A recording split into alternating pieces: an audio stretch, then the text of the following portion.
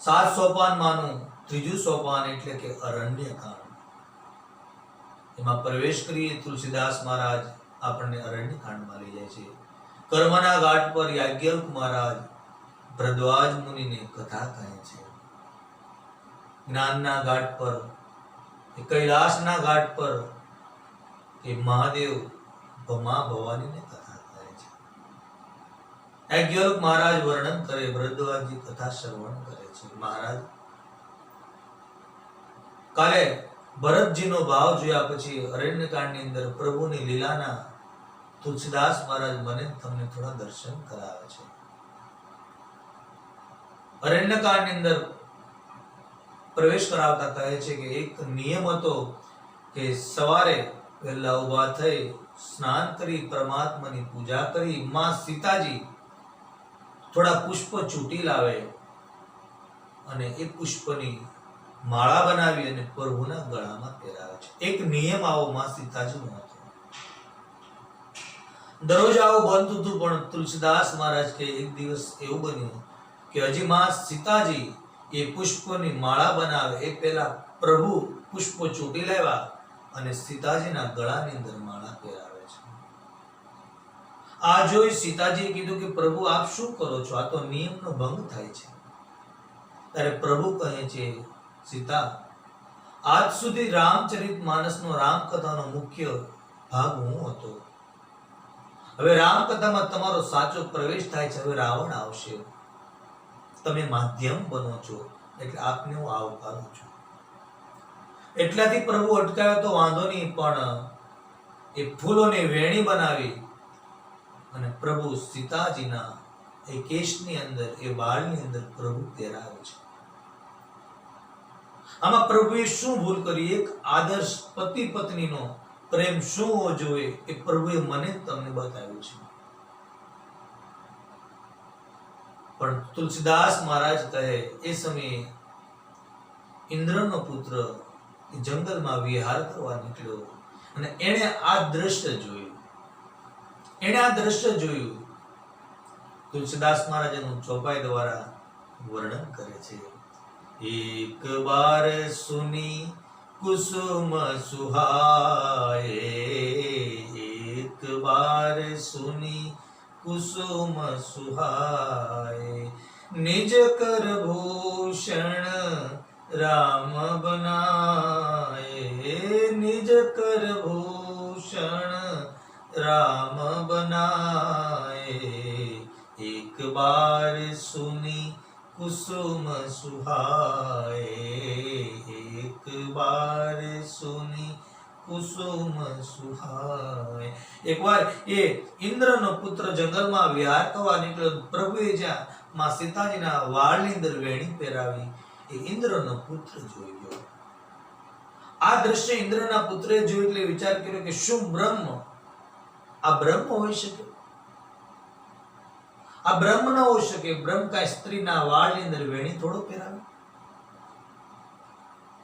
એટલે મનમાં વિચાર કર્યો, લાય હું પરીક્ષા લઉં। આજ ઇન્દ્રનો પુત્ર એવી ભૂલ કરે છે, જેમ કીડી મૂંગી એમ કહે કે હું સમુદ્રનું તળિયું માપી આવું, એમ આજ ઇન્દ્રનો પુત્ર કહે કે હું રામને જોઈ આવું કે બ્રહ્મ છે કે નથી।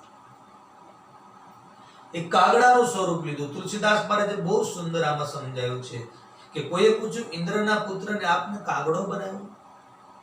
તો તુલસીદાસ મહારાજ કહે છે કે બીજાના સંસારની અંદર પતિ પત્નીમાં વિક્ષેપ કરવા જાય ને એ કાગડો જ બને, કોઈ હંસ ન બને।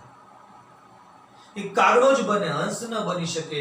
એ કાગડાનું સ્વરૂપ લઈ અને એ પરીક્ષા લેવા જાય છે અને માં સીતાજી બેઠા હોય છે, પ્રભુ રામ એને વેણી પહેરાવતા હોય છે અને આ સમયે તુલસીદાસ મહારાજ કહે કે લક્ષ્મણજી ફળ ફ્રૂટ લેવા જાય છે અને એ સમયે કાગડાનું સ્વરૂપ લઈ ઇન્દ્રનો પુત્ર આવી માં સીતાજીના ચરણમાં ચાંચ મારીને ભાગ્યો।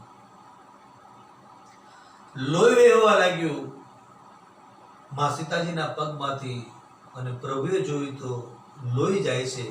બાજુમાં એક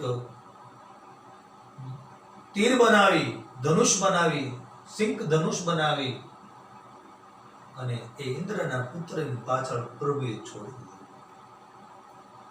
એ બાણ છોડી દીધું. ઇન્દ્રનો પુત્ર પાછળ જોતો જાય અને ત્યાં તો પ્રભુનું બાણ સુસવાટા કરતું આવે છે. પાછળ વળીને જોવે છે ઇન્દ્રનો પુત્ર, તો એ બાણ પ્રભુનું જોયું અને કાળનું બાણ પ્રભુનું જોતા ઇન્દ્રનો પુત્રને જાણ થઈ ગઈ કે આ બ્રહ્મ છે, આ બ્રહ્મ છે. પણ એને બહુ મોટી ખબર પડી. અભી ચીડિયા ચૂક ગઈ ખેત, અબ પસ્તાને સે ક્યા ફાયદા. તમને નથી લાગતું કે આ રામકથા મને તમને કેટલું સમજાવે છે? માતાના સફેદ વાળ થાય, મુખમાંથી દાંત પડી જાય, પગ ચાલતા બંધ થાય. આ પ્રભુના કાળના બાણ છે. મને તમને ચેતવે છે કે હવે કાળનું બાણ છૂટી ગયું, ચેતી જાય. આ કાળના બાણ છે, પણ આપણને બહુ મોડી જાણ પડે છે. આપણે બહુ મોડી જાણ પડે છે. ઇન્દ્રના પુત્રને થઈ ગયું કે કાળનું બાણ છૂટું છે. ઇન્દ્રનો પુત્ર આગળ પરમાત્માનું સુસવાટા કરતું એ કાળ રૂપી બાણ આગળ જાય છે. ઇન્દ્રનો પુત્રએ વિચાર કર્યો, શું કરું? ઇન્દ્ર પાસે ગયો. ઇન્દ્રને કહે કે મારાથી આવી ભૂલ થઈ ગઈ છે, મને આશ્રય આપો. પણ પરમાત્મા તુલસીદાસ મહારાજ કે જેનો રામ રૂઠે એને તો માતા મૃત્યુ સમાન, પિતુ સમાન. એને માતા મૃત્યુ બને, પિતા યમરાજ બને અને અમૃત છે વિષ થઈ જાય. જેનો રામ રૂઠે, રામ રૂઠે એટલે એને કોઈ સંગ્રહ નહીં. ઇન્દ્રએ કીધું કે તું મારો પુત્ર બરાબર, પણ આજે નહીં, કારણ કે આ રામનું આ ધનુષ મારું ઇન્દ્રાસન બાળી ગયું. એને ધક્કો માર્યો અને ઇન્દ્રએ ત્યાંથી એને જતો કર્યો. એ બ્રહ્મલોકમાં ગયો, શિવલોકમાં ગયો, પણ રામદ્રોહીને કોણ રાખે? અંતે સંતો એમ કહે, ઇન્દ્ર જ્યારે અતિશય ગભરાણો, બધાએ ઠુકરાયો, ત્યારે નારદ દેખી જયંત વિકલા. નારદજી જયંતને ગભરાયેલો જોયો. નારદજી મળ્યા. નારદજીને જોઈને જયંત ઉભો રહ્યો. નારદજી પૂછ્યું, શું થયું છે? નારદજીને બધી વાત કરવા લાગ્યો. પરમાત્માનું એ બાણ ત્યાં ઉભું રહી ગયું. એ ઇન્દ્રનો પુત્ર જયંતે પરમાત્માની બધી વાત કરી કે મારાથી પાપીથી આ એક ભૂલ થઈ છે. આપના પ્રભાવથી બાબા આ બાણ ઉભો છે, મને હમણાં જ બાળી નાખશે. મારા પિતા પાસે ગયો, બ્રહ્મલોકમાં ગયો, શિવલોકમાં મને કોઈ આવકાર ન આપ્યો, મને કોઈ આશ્રય ન આપ્યો. ત્યારે નારદજી હસતા હસતા કહે છે, ભાઈ મૂર્ખ, તે ગુનો રામનો કર્યો અને માફી ઇન્દ્ર પાસે જાય છે. આજે ઘણા લોકો આવું જ કરે છે. ઝઘડો કોઈની સાથે કરે અને ક્ષમા કોઈની પાસે માંગે. અને આ બ્રાહ્મણ તત્વ જ્ઞાન જ આપી શકે. નારદજી એને તત્વ જ્ઞાન આપ્યું કે જેનો તે ગુનો કર્યો એની પાસે જા. નારદજીના શબ્દો સાંભળવાથી એ જયંત પ્રભુ પાસે જઈને કહે છે કે પ્રભુ મને માફ કરો, મેં મારી માનો અપરાધ કર્યો છે, મને ક્ષમા કરો. તુલસીદાસ મહારાજ તો બહુ નારાજ થઈ ગયા કે એ ઇન્દ્રના પુત્ર જયંતને મારી જ નાખવો પડે, પણ પ્રભુએ દયા કરી એને માર્યો નહીં. એક સળી લઈ અને કાગડાની એક આંખ ફોડી નાખી. એક આનો અર્થ એવો થાય, પ્રભુએ કીધું છે કે દુનિયાને એક આંખથી જુઓ અને બીજાના પરિવારની અંદર જે વિક્ષેપ કરે એની પ્રભુ એક આંખ ફોડે છે. જયંતની એક આંખ ફોડે. અમુક સંતો તો એમ કહે કે જયંત પાસે આંખ હતી જ નહીં, પ્રભુએ એના પર કૃપા કરી એક નેત્ર, એક આંખ આપી છે. જયંત પ્રભુની ક્ષમા માંગી, ત્યાંથી વિદાય ગઈ છે. પ્રભુએ વિચાર કર્યો કે ચિત્રકૂટની અંદર બધાએ મને હવે ઓળખવા લાગ્યા, હવે મારે જાજો સમય એક નિયમ અનુસાર અહીંયા રહેવાય નહીં. એટલે ચિત્રકૂટથી પ્રભુ 12.5 વર્ષ ચિત્રકૂટમાં રહીને પ્રભુ વિદાય લે છે. એ ભીલોની સ્ત્રીઓ એ ભીલો રડે છે. પ્રભુને કહે, પ્રભુ તમે જતા રહેશો તો અમારું કોણ છે? પ્રભુ બધાને આશ્વાસન આપે છે કે હું તમારી સાથે જ છું, હું પાછો આવીશ, પણ મારા નિયમને આધીન મારે એક જગ્યા પર જાજુ સમય રોકાવાય નહીં. પ્રભુ ચિત્રકૂટમાંથી વિદાય લે છે. ધીરે ધીરે જાય છે. આગળ જાય તો અત્રિ અને અનસુયામાનો આશ્રમ આવે છે. પ્રભુ ત્યાં એક રાત્રિનો મુકામ કરે છે.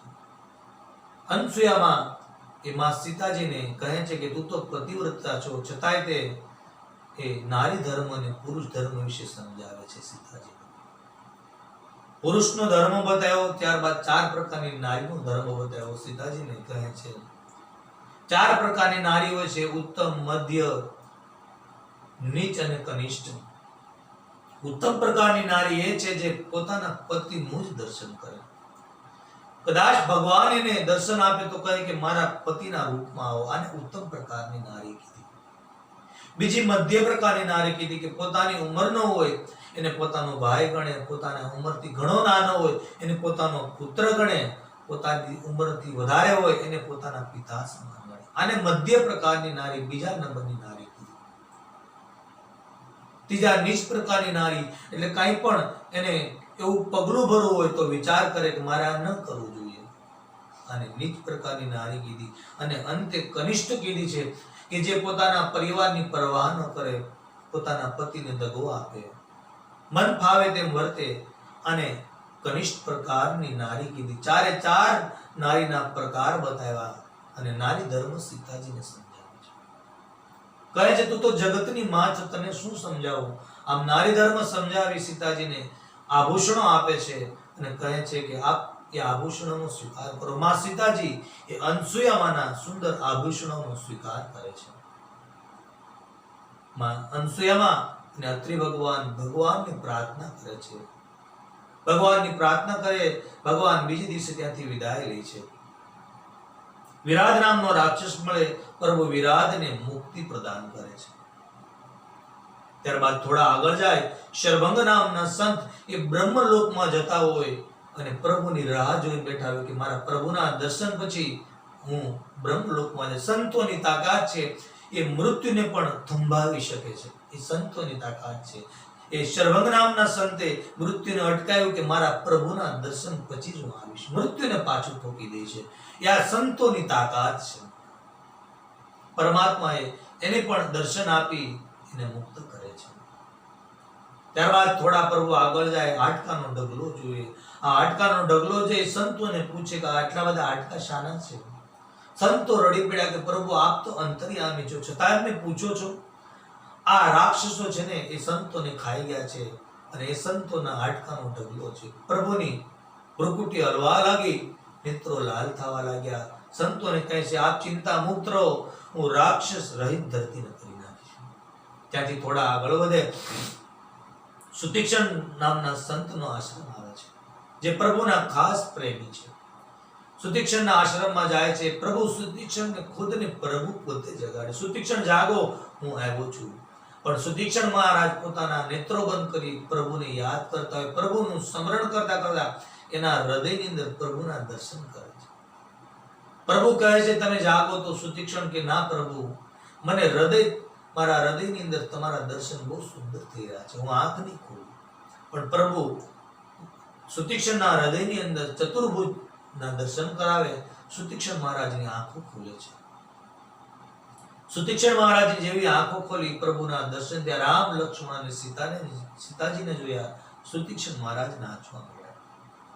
સુતીક્ષણ મહારાજ પ્રભુના ખાસ ભક્ત છે. સુતીક્ષણ મહારાજને પ્રભુ કહે માંગો માંગો. પણ આ વ્યક્તિ બહુ ચતુર વ્યક્તિ છે. સંતો એમ કહે સુતીક્ષણ મહારાજ કે પ્રભુ પાસે કઈ મંગાય? ઘણું પ્રભુએ કીધું, તારે કીધું તમારે જો મને આપવું જ હોય તો મારા હૃદયની અંદર, મારા શરીરમાં મને અભિમાન ભરી દો. હું રામનો પુત્ર છું, આવો મારા મનની અંદર મને અભિમાન જાગે, મને અભિમાન આપો. છતાંય પ્રભુએ કીધું સુતીક્ષણ મહારાજ કંઈક માંગો. તારે કહે છે બાબા આપને પ્રભુ આપવું જ હોય તો અહીંયા બાજુમાં થોડાક દૂર મારા ગુરુનો આશ્રમ છે, એને તમે દર્શન આપો. કારણ કે હું એની પાસે વિદ્યા શીખ્યો, એ અગસ્ત્ય ઋષિ પાસે. ત્યારે મેં એને કીધું તમને ગુરુ દક્ષિણામાં શું આપું? ત્યારે મારા ગુરુ અગસ્ત્ય મહારાજે મને કહેલું કે યોગ્ય સમય આવે ત્યારે તું મને ગુરુ દક્ષિણા આપજે. આજે એવું લાગે પ્રભુ કે યોગ્ય સમય આવી ગયો છે, તમે એને દર્શન આપો. રામચરિતમાનસ એમ સમજાવે કે જો શિષ્ય સારા હોય ને તો ગુરુને પણ પરમાત્માના દર્શન કરાવી શકે છે. એની તાકાત છે. ગુરુને પણ પરમાત્માના દર્શન કરાવે, પરમાત્માને ગુરુ પાસે લઈ જાય છે. સુતીક્ષણ મહારાજ આગળ પાછળ, પ્રભુ રામ, લક્ષ્મણ અને સીતાજી ત્રણેય એની પાછળ જાય છે. અને તુલસીદાસ મહારાજ કે અગસ્ત્ય ઋષિ પોતાની સાધનામાં બેઠા હોય છે. ત્યાં જઈ અને સુતીક્ષ્ણ મહારાજ કહે છે કે મહારાજ ઊભા થા, ઉઠો. નાથ કૌશલ દેશ કુમારા, નાથ કૌશલ દેશ કુમારા, આયુ મિલન જગત આધારા, આયુ મિલન જગત આધારા, નાથ કૌશલ દેશ કુમારા, નાથ કૌશલ દેશ કુમારા. મહારાજ એ પ્રભુ રામ પોતે આવ્યા છે, જગતનો આધાર એવો પરમાત્મા આવ્યા છે. આંખ ખોલો. અગસ્ત્ય મહારાજે આંખ ખોલી, પ્રભુના દર્શન કર્યા, તૃપ્ત થઈ ગયા. પ્રભુ એક રાત્રિનો ત્યાં મુકામ કરે છે. પ્રભુ ઘણા સંતો મળ્યા, પણ પ્રભુ 3 સંતો સાથે થોડો સમય વિતાવ્યો અને 3 સંતો પાસે 3 વસ્તુની માંગણી કરી. આપ આગળ જોઈ ગયા છો, ભરદ્વાજ મુનિના આશ્રમમાં પ્રભુ એક રાત્રિનો મુકામ કર્યો. એને પૂછ્યું કે મને રસ્તો બતાવો. ભરદ્વાજીને રસ્તો પૂછ્યો, કારણ કે તાપસ સમદમ દયા નિધાના અને પરમારથ પથ પરમ સુજાના, ભરદ્વાજ મુનિ બસ હી પ્રયાગ. એ પ્રયાગની અંદર ભરદ્વાજીને કીધું કે મને રસ્તો બતાવો, કારણ કે તપસ્વી વ્યક્તિ છે અને ત્રિવેણીના સંગ પર બેઠા છે, એટલે એને રસ્તો પૂછો. પછી વાલ્મીકી ઋષિના આશ્રમમાં જઈ અને જગ્યા પૂછી કે હું ક્યાં રહું, મને એવી જગ્યા બતાવો. અને હવે ત્રીજા સંત મળે છે, અગસ્ત્ય ઋષિ. એને પૂછે કે મને એવો મંત્ર આપો, મને એવો મંત્ર આપો કે હું રાક્ષસને મારી શકું. અગસ્ત્ય ઋષિ હસવા મળ્યા. જેના આંખના પલકારામાં સૃષ્ટિનો પ્રલય થઈ જાય, એને હું શું મંત્ર આપું? પણ પોતાની વાણીને પવિત્ર કરવા માટે એ ઋષિ પ્રભુને કહે છે, પ્રભુ અહીંયાથી આપ એ ગોદાવરી જાઓ, દંડકારણ્ય જાઓ, પંચવટી જાઓ. ત્યાં સંતોને શ્રાપને હિસાબે ત્યાં હરિ ઋતુ આવતી જ નથી, ત્યાં પાનખર ઋતુ છે. એને શ્રાપમાંથી, સંતોના શ્રાપમાંથી મુક્ત કરો, ત્યાંથી આપને રાક્ષસ મારવામાં સરળતા પડશે. પરમાત્મા ધીરે ધીરે ધીરે એ દંડકારણમાં જાય છે. ગોદાવરી નદી વહે છે નાસિકની અંદર, પંચવટીમાં. અને પ્રભુના જ્યાં પગલા પડ્યા, રામ લક્ષ્મણ અને સીતાજીના પગલા પડ્યા, તો ત્યાં પાનખર ઋતુ જતી રહી અને હરિ ઋતુ આવવા મળે. આજે પણ બધે જ કાળ પડે છે, પણ એ નાસિકની અંદર ગોદાવરી નદીમાં કોઈ દિવસ પાણી અને લીલીછમ ઋતુ રહે છે, કારણ કે પ્રભુ ત્યાં આવ્યા છે. આ સંસારની પંચવટીમાં જ્યાં સુધી જ્ઞાન, વૈરાગ્ય અને ભક્તિ ન આવે, ત્યાં સુધી એ પાનખર ઋતુ જતી જ નથી. એ ઋષિના શ્રાપમાંથી એ દંડકારણ ભૂમિને મુક્ત પરમાત્મા કરે છે. એ પંચવટીની અંદર પ્રભુ પ્રવેશ કરે છે. સુંદર સમય છે. અને તુલસીદાસ મહારાજ વર્ણન કરે, એકવાર લક્ષ્મણજી પ્રભુને પ્રસન્ન જોઈને પ્રભુને 5 પ્રશ્નો કરે છે કે પ્રભુ મને તમે જણાવો, માયા એટલે શું, જ્ઞાન એટલે શું, વૈરાગ્ય એટલે શું, જીવ અને ઈશ્વરમાં ફરક શું, અને ભક્તિ કેમ મળે? આ 5 પ્રશ્ન પૂછે છે. 5 પ્રશ્ન ખૂબ જ કઠિન છે, પણ યાજ્ઞવલ્ક મહારાજ કે પ્રભુ બહુ સરળ ભાષામાં એ લક્ષ્મણને સમજાવે છે. લક્ષ્મણ થોડામાં જાદુ સમજાવી દઉં છું. અને પ્રભુ કહે છે, લક્ષ્મણ પહેલા તો માયા એટલે શું તું મને પૂછશો તો મેં અરુ મોર તોર તે માયા. આ મારું, આ તારું, આ માયા છે. આનું નામ માયા છે. લક્ષ્મણ, માયા સંસારમાં 2 પ્રકારની હોય છે. એક માયા માણસને પરમાત્માનો માર્ગ તરફ લઈ જાય, અને બીજી માયા માણસને એવા ખરાબ માર્ગ પર લઈ જાય. આ 2 પ્રકારની માયા છે. માયા વિશે પ્રભુ સમજાવે છે કે આ સંસારની અંદર મારું ને તારું આવે, આ લક્ષ્મણ, આને માયા કહેવાય. આ માયાથી બચવા માટે પ્રભુનું કીર્તન કરવું જોઈએ.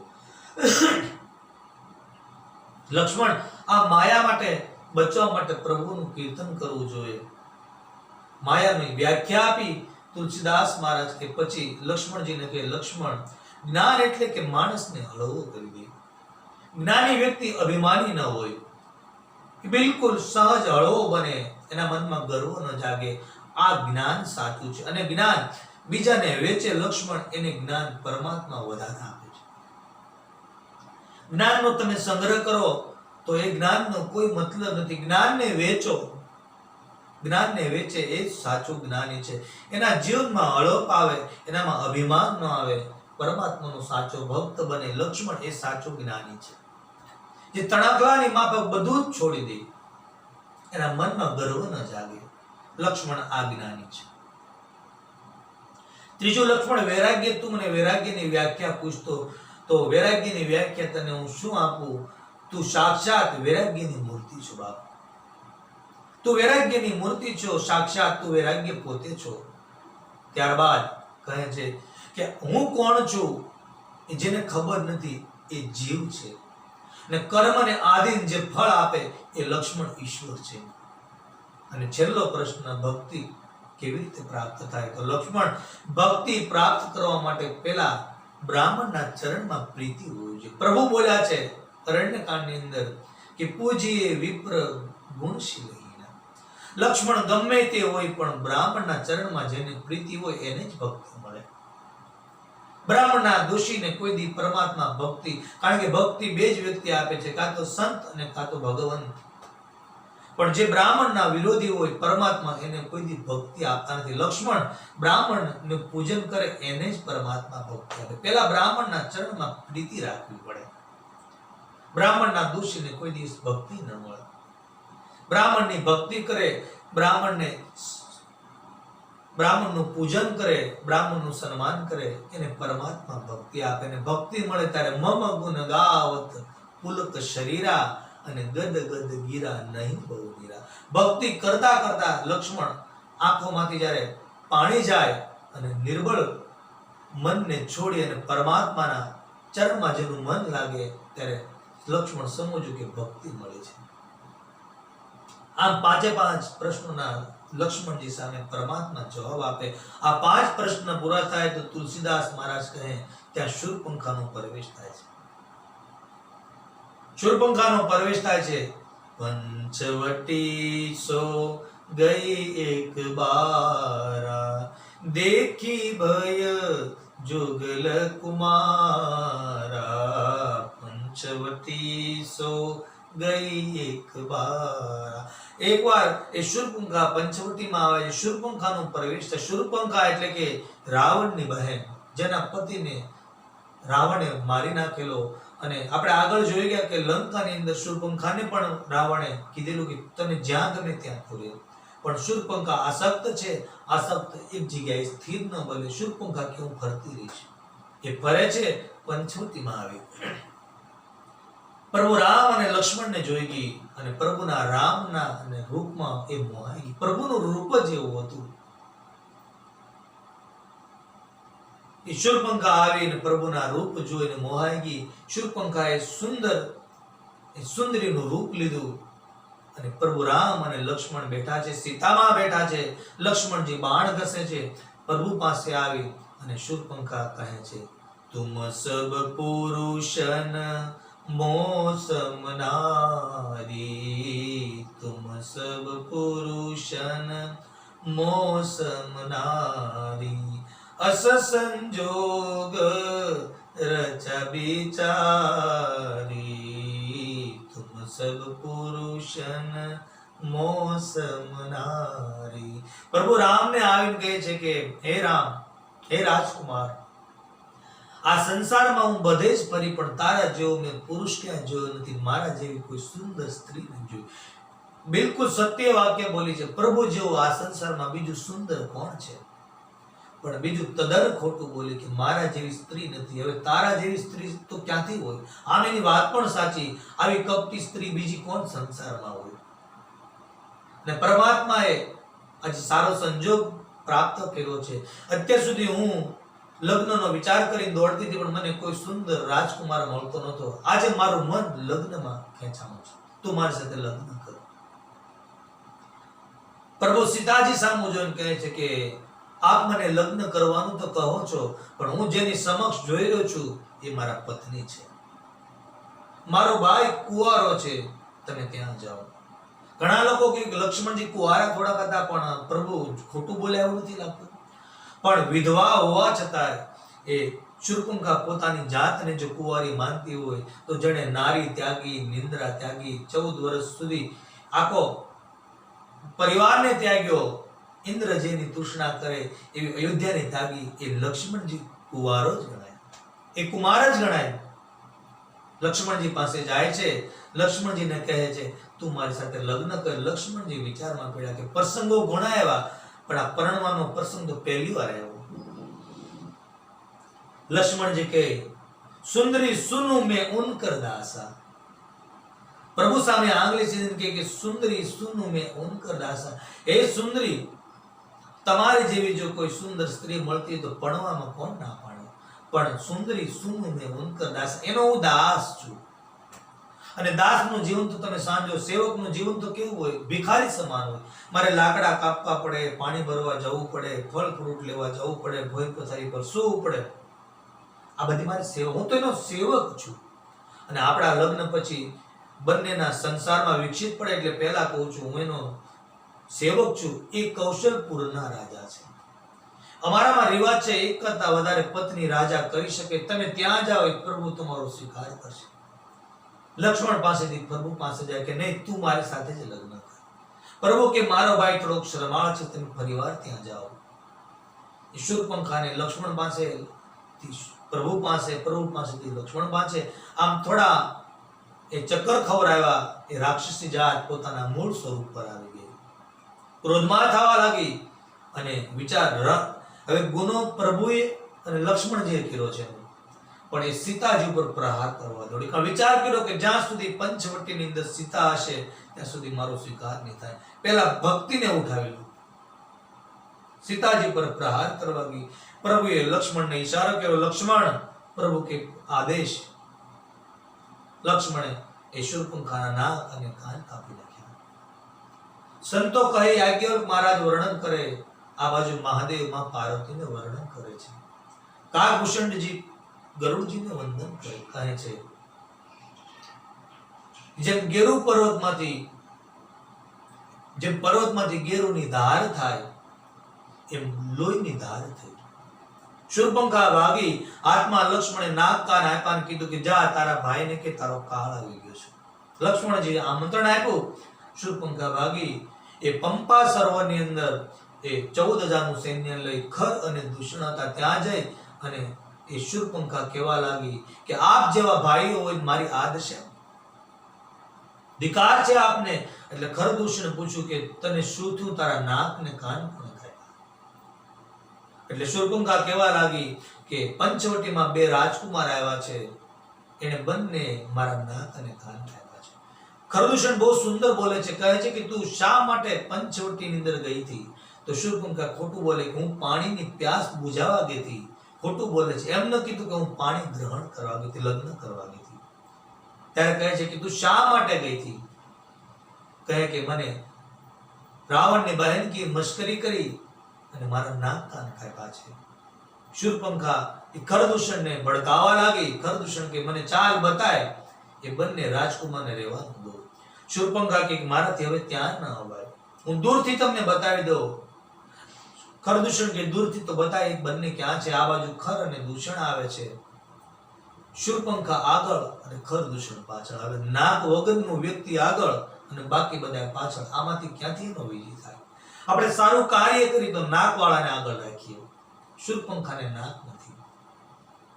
પ્રભુને જાણ થઈ ગઈ ખરદૂષણ આવે છે. લક્ષ્મણને કે લક્ષ્મણ તું સીતાજીનું જા ગુફામાં જઈને રક્ષણ કર. લક્ષ્મણજી કે પ્રભુ મને કાર્ય સોંપો. નહીં લક્ષ્મણ, આના મૃત્યુ મારા હાથથી છે, તું સીતાજીનું રક્ષણ કર. લક્ષ્મણ સીતાજીનું રક્ષણ કરે. આ બાજુ પ્રભુ ઊભા છે, ખરદૂષણ આવે છે અને પ્રભુને એમ ઘણા સમયથી ધનુષની દોરી બાંધી નથી. પ્રભુએ ધનુષની દોરી બરાબર બાંધી અને માત્ર ટંકાર કર્યો. ખરદૂષણના 14,000ના સૈન્યના કાન જીત્યા. બધા કાનથી સાંભળતા બંધ થઈ ગયા અને યુદ્ધમાં સાંભળવું જરૂરી છે. ખરદૂષણ કે ચાલો આગળ, તો ઓલા લોકો ઝાડવે ચડી જાય. અને આ સંસારમાં સાહેબ કાન ગયા પછી કાંઈ ન થાય. માટે તમે પરમાત્માનું જ્યારે કાન આપ્યા હોય, આંખો આપી દે, પરમાત્માનું સ્મરણ કરી લો. તમે ભાવે ભજી લ્યો ભગવાન, જીવન થોડું રહ્યું. તમે ભાવે ભજી લ્યો ભગવાન, જીવન થોડું રહ્યું. તમને સમય થોડોક મળ્યો છે, પરમાત્માનું કીર્તન કરી લો. કાન જતા રહે પછી કાંઈ ન થાય, પગ જતા રહે પછી યાત્રા ન થાય, આંખો જતી રહે પછી પરમાત્માના દર્શન ન થાય. માત્ર પરમાત્માએ આ સમય આપ્યો છે, આ સમયની અંદર પરમાત્માનું દર્શન કરી લો. નકર આ જતો રહે પછી કાંઈ નહીં થાય. પછી લાકડી લઈને મંદિરે જાઓ, કોઈ બીજા તમને હાથ પકડીને પરમાત્મા સુધી લઈ જાય. આ બધી વસ્તુ પછી કાંઈ નહીં. યુવાનીમાં ભક્તિ કરો, યુવાનીને ભક્તિમાં પ્રદાન કરો. એટલે એ શૂરપંખા જોવે છે, તમામના કાન જતા રહે. આગળ આવે પ્રભુને જોવે છે, પ્રભુના રૂપમાં એ ખરદૂષણ પણ મોહાઈ જાય છે. કહે છે, તારા રૂપ જોઈને અમે આવું રૂપ ક્યાંય જોયું નથી. તારી સાથે જે સ્ત્રી છે અમને આપી દે એટલે અમારે યુદ્ધ કરવું નથી. પ્રભુ કહે છે, જે પીઠ બતાવે એની પાછળ રઘુવંશ કોઈ દી બાણ ચલાવતા નથી. હિંમત ન હોય તો પાછા જતા રહો, યા યુદ્ધ કરો. સંતો કહે, ખરદૂષણને શ્રાપ હતો કે તમે પોતાના જ દ્વારા મરશો, તમારું મૃત્યુ કોઈને હાથે નથી. પ્રભુએ માયા કરી ખરદૂષણના 14,000 સૈન્યમાં પ્રભુ પોતાના બધા જ રૂપ આપવા લાગ્યા. ખરદૂષણના સામા સૈનિકો મારે છે, અને જ્યાં એ પ્રહાર કરે પ્રભુના રૂપને જોઈ અને જોવે તો એનો જ સૈનિકો આમ કરતા કરતા 14,000 સૈન્ય અંદરો અંદર ઝઘડો કરી અને મૃત્યુને કાઢવું કરે. પ્રભુ એને મુક્તિ આપે છે.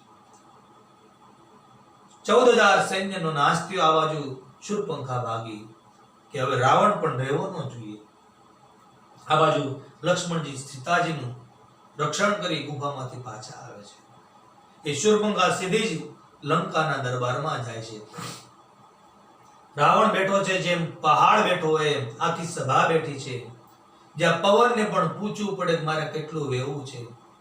વરસાદથી જાજુ પડાય નહીં, ફૂલથી જાજુ ખીલાય નહીં. આવો રાવણનો દરબાર. 10 દિક્પાળો હાથ જોડી રાવણની સેવામાં ઊભા છે.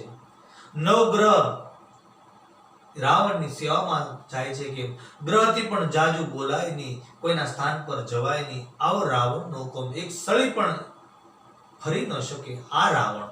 અને હવે રાવણનો અહીંથી પ્રવેશ થાય છે. રાવણની સભા ચાલતી અને શૂરપંખા આવી અને રાવણને કહેવા લાગી. તુલસીદાસ મહારાજ એનું સુંદર વર્ણન કરે છે. રાજનીતિ બિનુ ધન બિનુ ધર્મા, રાજનીતિ બિનુ ધન બિનુ ધર્મા, હરિ સમર્પે બિનુ સત્કર્મા, હરિ સમર્પે બિનુ સત્કર્મા. એ રાવણ, રાજનીતિ બિનુ ધન બિનુ ધર્મ. રાવણને કહે છે કે રાવણ રાજ્ય વગર, નીતિ વગરનું રાજ્ય ટકતું નથી. શરાબ પીવે એની ખાનદાની ટકતી નથી. ધર્મ ન કરે એનું ધન ટકતું નથી. રાવણ, તું બધાને નાના સમજશો, પણ આ સંસારમાં નાના નથી. તારી માથે કાળચક્ર ફરી રહ્યું છે. રાવણ, ચેતી જા. મારા જેવી બિન અપરાધીની જો આ દશા થતી હોય તો તારું શું થશે? રાવણની બેન છે એટલે આવા શબ્દ બોલે છે. રાવણને કહેવા લાગે. રાવણે કીધું, તું મને બોધ પછી આપજે. પેલા એ કે તારા નાક કાન કોણે કાપ્યા? આ નાક કાન કોણે કાપ્યા? કીધું, પંચવટીમાં 2 રાજકુમાર આવ્યા છે. મેં વિચાર કર્યો કે રાવણ, તારી પાસે સંસારની તમામ ઉત્તમ વસ્તુ છે અને એની સાથે જે સ્ત્રી છે ને એના જેટલી સુંદર તારા નગરમાં કોઈ સ્ત્રી નથી. રાવણને ભડકાવા લાગી. એને ખબર છે કે રાવણ સૌંદર્યનો શિકારી છે, એટલે આ વાત એને ગમશે અને એને મેળવવા માટે વિચાર કર્યો કે એને લઈને તારી સુધી પહોંચાડી દઉં. પણ એ બંને મારી મશ્કરી કરી. એના નાના ભાઈ લક્ષ્મણે મને રાવણની બહેન કી અને મારા નાક અને કાન કાપી નાખ્યા. રાવણ વિચારમાં પડ્યો અને કહે છે કે તું અહીંયા શા માટે આવી? તું ખરદૂષણ પાસે કેમ ન ગઈ? શૂરપંખા કે ખરદૂષણ પાસે પણ ગઈ હતી. તો શું થયું? એને પણ એ બંને મારી નાખ્યા. ખરદૂષણનું મૃત્યુ સાંભળ્યું રાવણ વિચારમાં પડ્યો. સભાને વિસર્જિત કરી નાખી. શૂરપંખાને યોગ્ય ઉતારો આપ્યો અને રાજભવનની અંદર રાત્રે સૂતો નથી અને રાવણ મનમાં વિચાર કરે કે શું બ્રહ્મનો અવતાર થઈ ગયો છે? કારણ કે ખરદૂષણમાં તો મારા જેટલું બળ. ખરદૂષણ મો સમબલવંતા, ખરદૂષણ મો સમબલવંતા, ઇનહિ કો મારેઉ બિનુ ભગવંતા, ઇનહિ કો મારેઉ બિનુ ભગવંતા, ખરદૂષણ મો સમબલવંતા. ખરદૂષણ તો મારા જેટલા બળવાન, એને કોઈ ન મારી શકે. તો ખરદૂષણને આ મારી નાખ્યા એટલે શું બ્રહ્મનો અવતાર થઈ ગયો છે? જો બ્રહ્મનો અવતાર થઈ ગયો હોય તો એની સાથે કંઈ પણ વેર બાંધી એને મારા પાદરમાં આવવાનું આમંત્રણ આપી દઉં. કારણ કે રાવણમાં નિરાશાવાદી હતો. રાવણે વિચાર કર્યો કે મારાથી ભજન તો થાય જ નથી, મારાથી ભજન તો થાય જ નથી, એટલે એની સાથે વેર બાંધી અને પ્રભુને મારા નગરમાં આવવાનું આમંત્રણ આપી દઉં. કારણ હોઈ ભજન નહીં તામસ દેહા, હોઈ ભજન નહીં તામસ દેહા, મન કર્મ વચન મંત્ર દઢ એહા, મન કર્મ વચન મંત્ર દઢ એહા, હોઈ ભજન નહીં તામસ દેહ. આ તામસ શરીર એટલું બધું છે, તામસી શરીર, કે મારાથી ભજન તો થશે જ નહીં. ઘણા લોકો નથી કહેતા બધું થાય બાકી પણ ભજન નથી થતું. અમે પરમાત્માનું કીર્તન નથી કરી શકતા. તારે સમજવું કે રાવણના કાંઈક એ ગુણો મારા તમારામાં ઉતરે છે. નકર ભજન શા માટે ન થાય? ભજન શા માટે? હનુમાનજીની કૃપા થાય તો ભજન કેમ ન થાય? આજે આંખ ભલે ની આવડે મને ગણિતનો ઘડિયો, પણ અનેક અક્ષર ઉકલે જો રીજે મારો રોકડિયો. હનુમાનજીની કૃપા થાય તો તમને કેમ ભજન ન થાય? રામ ભજન તમે કેમ ન કરી શકો? પણ રાવણ કહે કે હું ભજન નહીં, મારાથી બધું જ થશે. રાવણ કોઈને કહ્યા વગર સવારે મંત્રમય રથ લઈ લંકામાંથી નીકળી જાય. વિશ્વામિત્રના યજ્ઞમાં વિક્ષેપ કરવા આવેલા એ મારીચને પ્રભુએ એ 400 ગાવ ફેંકેલો સમુદ્ર કિનારે ત્યાં મારીચ જાય છે. મારીચને ત્યાં રાવણ જાય છે અને રાવણ મારીચને પગે લાગવા લાગે. મારીચને પગે લાગવા લાગે છે. મારી ધ્રુજી ઉઠે છે, કારણ કે નમન નમન में फैर है बहुत नमे नादान. અમુક વ્યક્તિના નમસ્કાર ન સારા, દુર્જન કી કૃપા ભઈ ભલો સર્જન કો ત્રાસ. દુર્જન માણસની કૃપા ખરાબ છે. અમુક સ્વાર્થી વ્યક્તિ જ્યારે તમને પગે લાગે ત્યારે એના પગે લાગવામાં પણ કંઈક ભયંકર વસ્તુ છુપાયેલી હોય. મારીચને પોતાનું મૃત્યુ બતાવવા લાગ્યું. રાવણ જ્યારે પગે લાગ્યો કે મહારાજ આપ પગે ન લાગો, મને કયો શું છે અને તમે એટલા ગભરાયેલા કેમ છો? રાવણ વાત કરે છે, મારીચ એ પંચોટીમાં 2 રાજકુમાર આવ્યા છે અયોધ્યાના. એકનું નામ રામ છે, બીજાનું નામ લક્ષ્મણ છે. એની સાથે એક સુંદર સ્ત્રી છે. મારે એનું અપહરણ કરી મારી લંકામાં લાવી, મારે રાણી બનાવી છે. મારી ધ્રુજી ઉઠ્યો. અરે મહારાજ આપ શું કહો છો?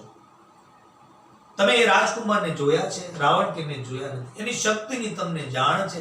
રાવણ કે એની શક્તિની પણ મને જાણ નથી. તો મારે જ કે સાંભળી લો, એને મેં જોયા પણ છે, એની શક્તિની મને જાણ પણ છે. વિશ્વામિત્રના યજ્ઞમાં વિક્ષેપ કરવા ગયો, ફણા વગરનું મને બાણ માર્યું, 400 ગાવ ફેંકી દીધો. મહારાજ ત્યારથી વિચાર કરું કે ફણા સાથે માર્યું તો મારી શું દશા હોય?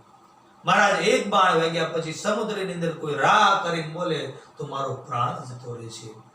મહારાજ એના બાણની તાકાત, અને મેં એને નજરે જોયા છે, મેં એનો અનુભવ પણ કર્યો છે. મહારાજ મંદોદરીનો ચૂડલો જો અમર રાખવા માંગતા હોય, લંકાને સલામત રાખવા માંગતા હોય તો પાછા ફરી જાઓ. આમાં જીત નહીં થાય, આમાં તમારું મૃત્યુ છે. રાવણને જ્યારે કીધું તો રાવણ એ તલવાર કાઢી અને મારીચને મારવા દોડ્યો કે તું મને શિખામણ આપજો, મારા જેવો આ સંસારમાં કોણ યોદ્ધો છે?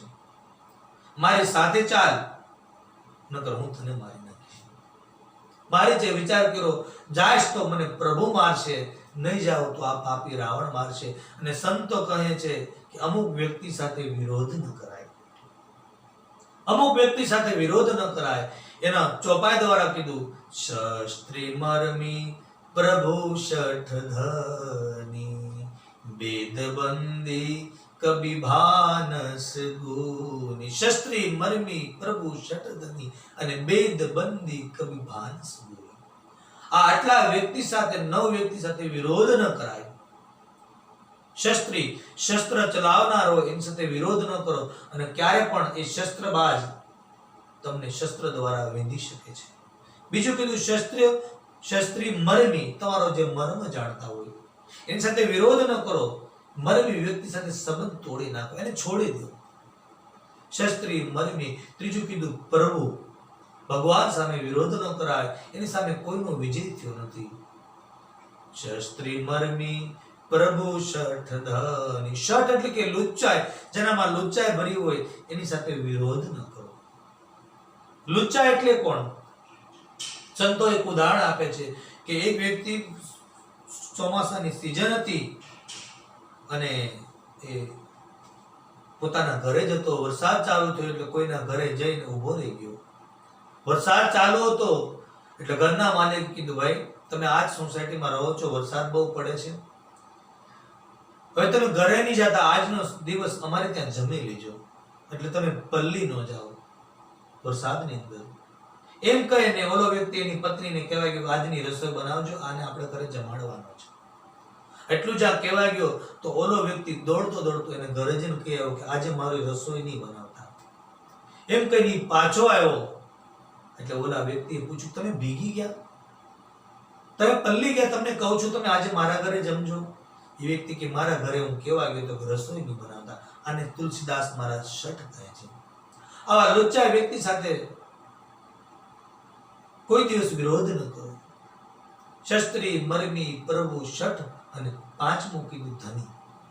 ધનવાન વ્યક્તિ સાથે વિરોધ ન કરો, એમાં તમારો વિજય થાય જ નહીં. તુલસીદાસ મહારાજે કેટલા સમય પહેલા શાસ્ત્ર લખ્યું, પણ કીધું પૈસાદાર વ્યક્તિ સાથે વિરોધ ન કરો, એ બધી જ વસ્તુ પૈસાથી ખરીદેલી છે, તમારો વિજય ન થાય. ધની. અને પછી કીધું વેદ બંદી કભી ભાનસ ગુની. ડોક્ટર સાથે વિરોધ ન કરાય. ડોક્ટરને એમ ન કે કાલ સવાર સુધી હું જીવતો થઈ જવો પડું, મને સારું થવું જોઈએ, નકર કાલે સવારે તને હું, તો ડોક્ટર કે કાલ સવાર પડશે તો ને. વેદ સામે વિરોધ ન કરાય. વેદ બંદી કભી ભાનસ ગુની. કવિ સાથે વિરોધ ન કરાય. કવિ ચાલતા ચાલતા તમારો દોહો લખી નાખે. ભાનસ એટલે કે રસોઈઓ. રસોઈ બનાવવાની સાથે વિરોધ ન કરાય. પછી કોઈ પણ રસોઈ બનાવતા હોય, ઘરે કોઈ રસોઈ બનાવતા એની સાથે વિરોધ ન કરો. અને અંતિમ કીધું કે સજ્જન વ્યક્તિ સાથે વિરોધ ન કરાય. સજ્જન સાથે વ્યક્તિ સાથે વિરોધ કરો તો તમારે પસ્તાવાનું રહે. એટલે સજ્જન આ એટલા વ્યક્તિ સાથે વિરોધ ન કરાય. મારી જે વિચાર કર્યો કે આમાં ઘણું ખરું રાવણમાં આવી જઈશ. મારી તૈયાર થાય છે, આ બાજુ પ્રભુને જાણ થાય કે રાવણ આવી રહ્યો છે. લક્ષ્મણજી બહાર ફળ ફ્રૂટ લેવા ગયા. સીતાજીને કે તમારા મૂળ સ્વરૂપને અગ્નિમાં સમાવી દો. પ્રતિબિંબને બહાર રાખો. સીતાજી મૂળ અગ્નિમાં સમાઈ ગયા, પોતાનો પ્રતિબિંબ બહાર આવ્યો. પણ તુલસીદાસ મહારાજ કે યહી લક્ષ્મણ મરમ ન જાના, જો કछु રચિત રચા ભગવાના. યહી આ લક્ષ્મણ પણ મર્મ ન જાણ્યો જે પ્રભુએ રચના કરી. જો કछु રચા ભગવાન લક્ષ્મણ યહ મર્મ ન જાના. લક્ષ્મણજીને પણ જાણ ન પડી. ફળ ફ્રૂટ લઈને આવીને સીતાજીની બાજુમાં ઉભા રહી ગયા. એને જાણ ન પડી આ પ્રતિબિંબ છે, માત્ર પ્રભુ જ જાણી શક્યા. આ બાજુ રાવણ મારીચ આવે છે, સોનાનો મૃગ બને છે, અને મારીચ સોનાનો મૃગ બને. રાવણ ઉભો છે કુટિયાની બહાર. એ સોનાનો મૃગ એ કુટિયામાં આવી અને ઉભો રહી ગયો અને ખેલકૂદ કરવા લાગ્યો. હવે જો આ મૃગને જોઈ અને લક્ષ્મણ અને રામની નજર જોવી જોઈએ, કારણ કે એ મૃગ્યા કરે, ક્ષત્રિયનો અધિકાર છે, પણ એનું ધ્યાન ન ગયું. એ સીતાજીનું સીધું ધ્યાન ગયું, કારણ કે સીતાજી સાચા નથી, સીતાજી માયા છે, અને સોનામાં માયાવી વ્યક્તિ ફસાય. સીતાજીનું ધ્યાન ગયું. સીતાજીએ કીધું કે પ્રભુ આ મૃગ નું ચામડું મને લાવી આપો, મારે વસ્ત્ર કરવું છે. હવે પ્રશ્ન જાગે કે જગતની માં કોઈને હત્યા કરવાનું કે, પણ કદાચ એ કીધું માં સીતાજીએ. તો પ્રભુ શું આજકાલના પુરુષ છે કે કીધા ભેગા દોડવા મળે? પણ પ્રભુની માયા છે. પ્રભુનું અવતાર કાર્ય પૂરા કરવા માટે આ બધી માયાઓ પ્રભુ કરે છે. એટલે પ્રભુ એ સીતાજી માટે એ મૃગને ચામડો લેવા માટે પ્રભુ લક્ષ્મણજીને કહે કે સીતાજીનું તું રક્ષણ કરજે, હું આવું ત્યાં સુધી લક્ષ્મણ કઈ જતો નહીં. અને સીતાજીને રક્ષણ સોંપી લક્ષ્મણજી ને રક્ષણ સોંપી અને પ્રભુ એ બાણ લઈ અને એ પાછળ જાય છે. હવે એ પણ વિચાર આવે કે હમણાં આપણે કથા જોઈ ગયા, ઓલા જયંતને બેઠા બેઠા પ્રભુએ બાણ માર્યું, 3 લોકમાં એની શાંતિ ન લેવા દીધી. તો શું પ્રભુ બેઠા બેઠા અહીંયા બાણ ન મારી શકે?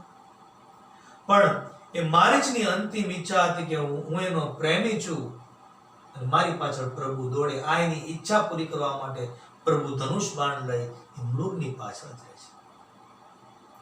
જતા જતા ઘણા મૃગ પાછળ એ મારીચ જોતો જાય, પોતાની અંતિમ ઈચ્છા પૂરી કરતો જાય.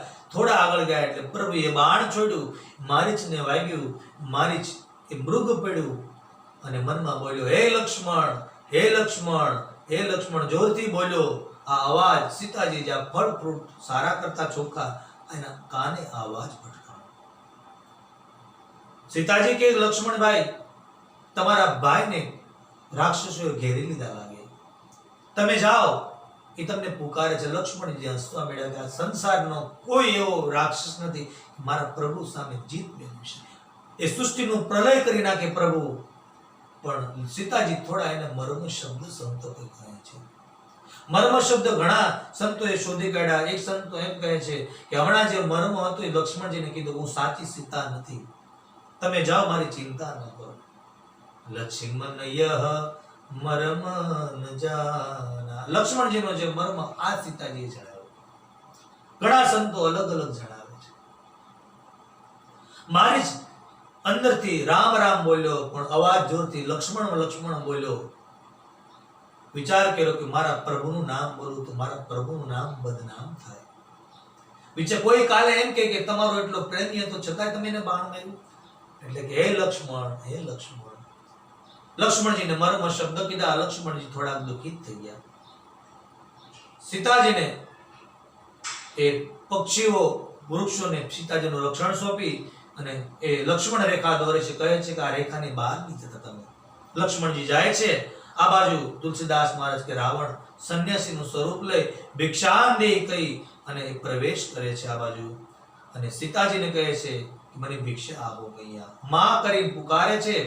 સીતાજી અંદરથી ભિક્ષા લાવે ત્યારે રાવણ કે બાંધી ભિક્ષા લેતો નથી, મને તમે એ કુટિયાની બહાર આવી અને ભિક્ષા અર્પણ કરો. માં સીતાજી લક્ષ્મણ રેખાને ઓળંગે છે.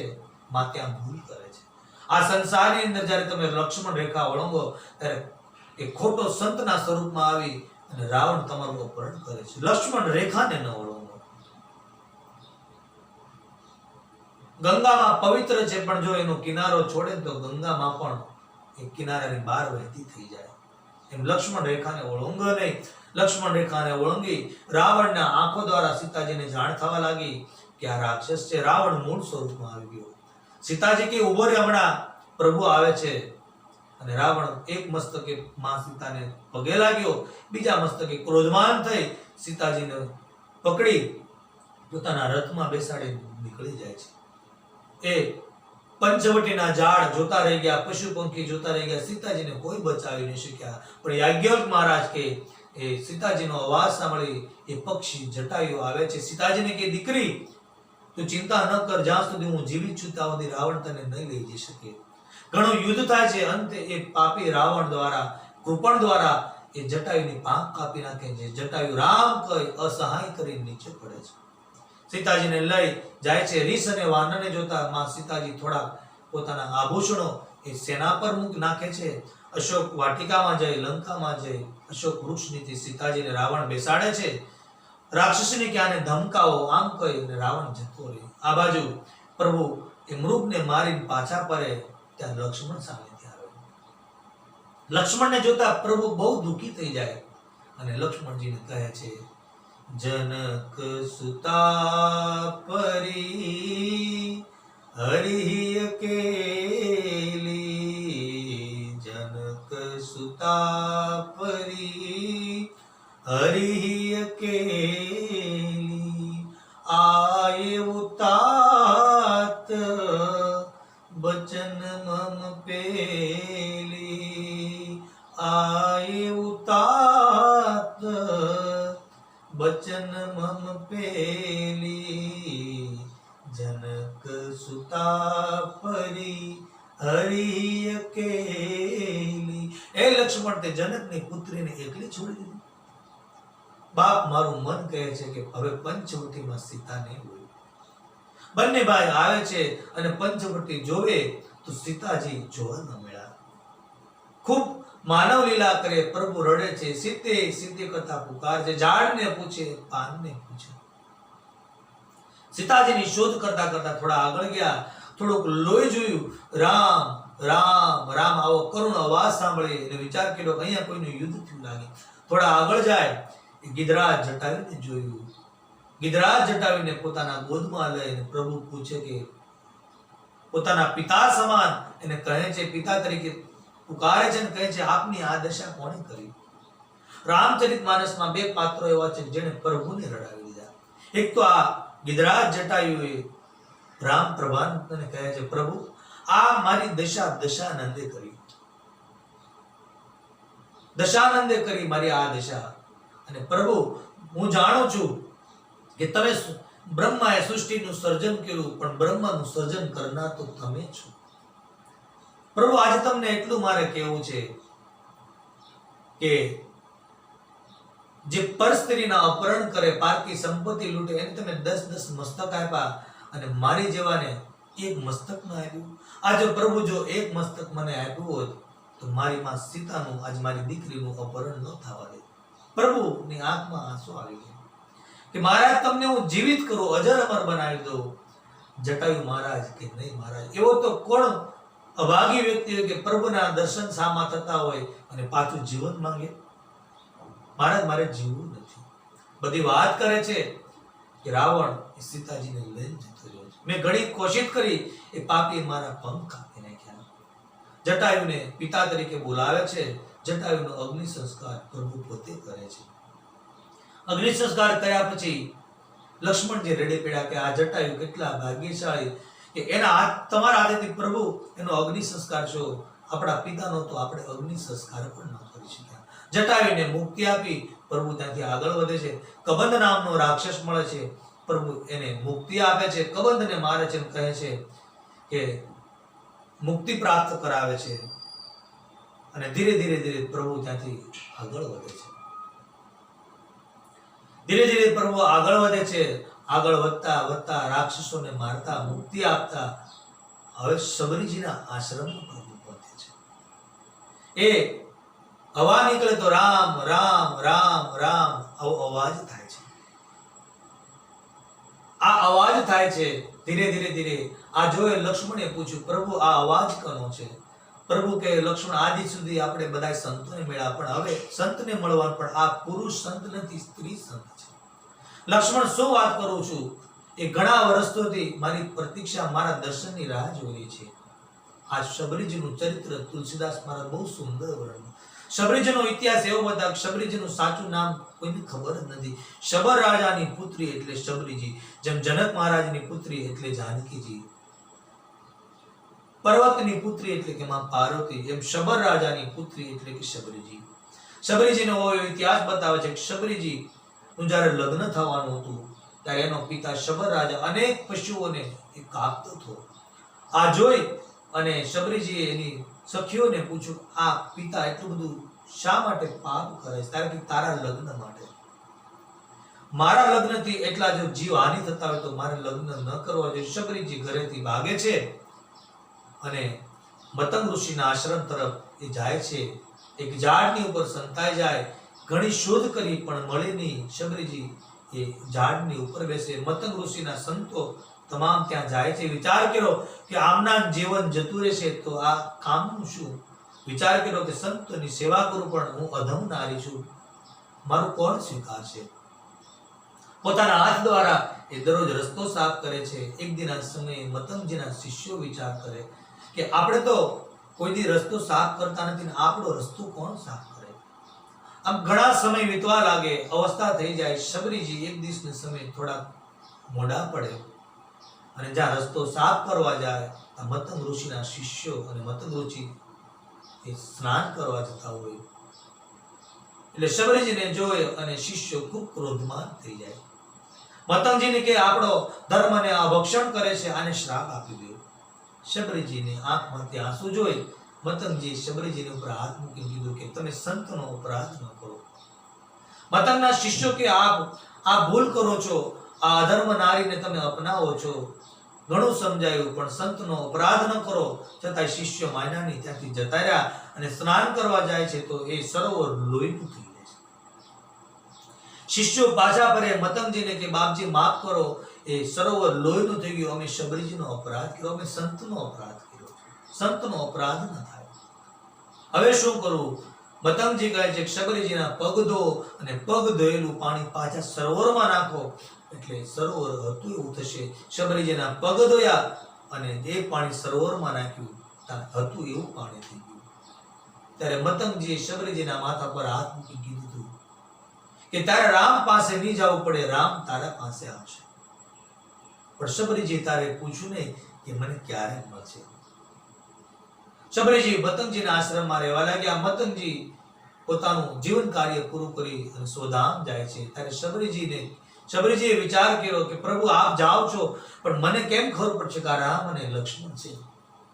મતંગજી કહે તારા આશ્રમની અંદર પહેલી જ વાર આવે ને કે રામ અને લક્ષ્મણ છે. સમય વીતવા લાગ્યો. શબરીજી યુવાનમાંથી વૃદ્ધાવસ્થા થઈ ગઈ. દરરોજ શણગારે છે, મીઠા મીઠા બોલ લાવે, મારો પ્રભુ આજ આવશે, મારો પ્રભુ આજ આવે. સાંજ પડે, નિરાશ ન થાય, પાછા સુઈ જાય. સવારે પાછી રાહ જોઈ, મારા પ્રભુ આવશે. ઘણા સમયની શબરીજીને પ્રભુ મળ્યાનું કારણ કે શબરીજીએ પ્રતીક્ષા કરી છે. અહલ્યાજીએ ધીરજ રાખી. ધીરજ અને પ્રતીક્ષા રાખવો એટલે પ્રભુના દર્શન થાય છે. અહલ્યાજીએ ધીરજ ધરી એટલે પ્રભુ એની પાસે આવ્યા અને શબરીજી પ્રતીક્ષા કરી એટલે પ્રભુ એની પાસે. સંસારની અંદર ધીરજ અને પ્રતીક્ષા રાખવું, પ્રભુ તમને મળશે. આજ શબરીજી સવારની રાહ જોઈ. શબરીજીને આજે નવા નવા શુકનો થાય છે. શબરીજીએ મનમાં વિચાર કર્યો તો મારા પ્રભુ આવશે તો હું આમ કહીશ, હું આમ બોલીશ, હું આમ બોલીશ. પણ પ્રભુને આવતા જોઈ શબરીજી એટલું બોલ્યા ખાલી કે આપ આ ગયે. શબરીજીથી બીજો શબ્દ મુખમાંથી નીકળ્યો નહીં. શબરીજીને આજ પ્રભુ આવ્યા ને ત્યારે શબરીજીને એના ગુરુ યાદ આવ્યા कि गुरु गोविंद दोनों खड़े किसको लागू पाए, बलिहारे मेरे गुरु की जिसने गोविंद दिखायो. હું કોને પ્રણામ કરું? ગુરુને કે પ્રભુ રામને? પણ અંતમાં કહે ગુરુ ગોવિંદ દોનો ખડે કિસકો લાગુ પાય. પણ મારા ગુરુ દ્વારા મને પ્રભુ મળ્યા છે. આજ મતંગજીને યાદ કરે કે મતંગજી જો મને આશીર્વાદ ના આપ્યો તો મને પ્રભુના દર્શન કઈ રીતે થાય? આમ શબરીજી ત્યાં પ્રભુ પધારે છે. મીઠા બોર ખાય. સંતો એનું ખૂબ વર્ણન કરે છે કે જૂઠા બોર પણ પ્રભુ ખાય છે. પ્રેમમાં શું ખબર છે કે જૂઠું છે કે નહીં? આજે પ્રભુ શબરીજીના જૂઠા બોર ખાય છે. લક્ષ્મણજી પણ એક સમય એવો આવે છે કે શબરીજીના હાથમાંથી લઈ લક્ષ્મણજી બોર ખાવા લાગે. પ્રભુને કહે છે પ્રભુ મને મારી માં કૌશલ્યા ખવડાવતી એવું લાગે છે. લક્ષ્મણજી પણ પ્રભુ શબરીજીના બોર ખાય છે. શબરીજી હાથ જોડીને પ્રભુને કહે અધમ હતી નારી. પ્રભુ હું અધમ નારી છું, મારે તમારી સ્તુતિ કરવી છે પણ કયા શબ્દમાં વર્ણન કરું? મને કાંઈ નથી આવડતું. એક તો ભીલ જાતિ છું, સ્ત્રી છું, એમાં અધમ છું. પ્રભુ કહે છે શબરીજી તમે અભણ છો પણ અમે તો વશિષ્ઠ મહારાજના આશ્રમમાં અમે ભણ્યા છીએ, અમે તો જાણીએ છીએ સ્તુતિ. પણ શબરીજીને કહે છે કહે રઘુપતિ સુન ભામિની બાતા, માનહુ એક ભક્તિ કરનાતા. કહે રઘુપતિ સુनु ભામિની બાતા, માનહુ એક ભક્તિ કરનાતા. શબરીજીને કહે છે કે શબરીજી હું એક જ વસ્તુને માનું છું, માત્ર અને ભક્તિ. જાતિ પાતિ કુલ ધર્મ બઢાઈ. હું જાત પાત નાત કઈ જોતો નથી, ફૂલ ધર્મ માત્ર ભક્તિને જ જાણું છું. આમ કહી પરમાત્મા ખુદ શબરીજીને નવધા ભક્તિનું વરદાન આપે છે. નવધા ભક્તિ કહું તો હિ પાહી અને સાવધાન સુનું ધર્મ મન માય. હું તમને નવધા ભક્તિની સ્તુતિ કરું છું. પરમાત્મા શબરીની સ્તુતિ કરે છે. નવધા ભક્તિ બતાવે છે. 9 પ્રકારની ભક્તિ બતાવે છે. પ્રથમ ભક્તિ સંતન કર સંગા, દૂસરી રતિ મમ કથા પ્રસંગા. 9 પ્રકારની પ્રભુ શબરીને ભક્તિનું વરદાન આપે છે. શબરીજી આ 9 પ્રકારની ભક્તિ તમારામાં છે. આમાંથી એક પણ પ્રકારની ભક્તિ હોય તો મને એ બહુ ગમે છે, પણ તમારામાં તો 9 છે. શબરીજીને નવધા ભક્તિનું વરદાન આપી અને કહે છે કે શબરીજી, જનકની પુત્રીના કઈ સમાચાર? શબરીજી કહે છે કે અહીંથી તમે પંપા સરોવર જાઓ, ઋષિમુખ પર્વત છે, ત્યાં તમારી સુગ્રીવ સાથે મુલાકાત થશે. તમને ત્યાંથી સીતાજીની શોધમાં અનુકૂળતા પડશે. પ્રભુ રામ અને લક્ષ્મણ જતા હતા. માં શબરીજીએ રોક્યા, ક્યાં જાઓ છો? અત્યાર સુધી તમારી પ્રતીક્ષામાં મેં જીવન વિતાવ્યું છે, પણ હવે હું જીવીને શું કરું પ્રભુ? આમ કહી શબરીજીએ પોતાના જમણા પગમાંથી યુગ અગ્નિ પ્રગટ કરી અને પોતાના ગુરુ પાસે જાય છે. પ્રભુ એને મોક્ષ પ્રદાન કરે છે. શબરીજીને મેળ આપે છે. પ્રભુ ખૂબ પ્રફુલ્લિત છે. દુઃખ ભૂલી ગયા પ્રભુ. ધીરે ધીરે પ્રભુ આગળ જાય છે અને ત્યાં એક સુંદર સાનિધ્ય જોઈ પ્રભુ ત્યાં બેસે છે, લક્ષ્મણ સાથે બેસે છે અને ત્યાંથી નારદજી નીકળે છે. નારદજી આ દ્રશ્ય જોયું. સીતાજીના વિયોગમાં પ્રભુ ભટકે છે. નારદજી જોઈને વિચાર કર્યો, ચાલ મારા શ્રાપને લીધે પ્રભુ ભટકે છે, સ્ત્રીના વિયોગમાં, ચાલ એની પાસે જાઓ. પ્રભુ પાસે જઈ નારદજી કહે, પ્રભુ પહેલા તો મને એ કહો, તમે વિશ્વ મોહિની સાથે મને પરણવા શા માટે ન દીધો?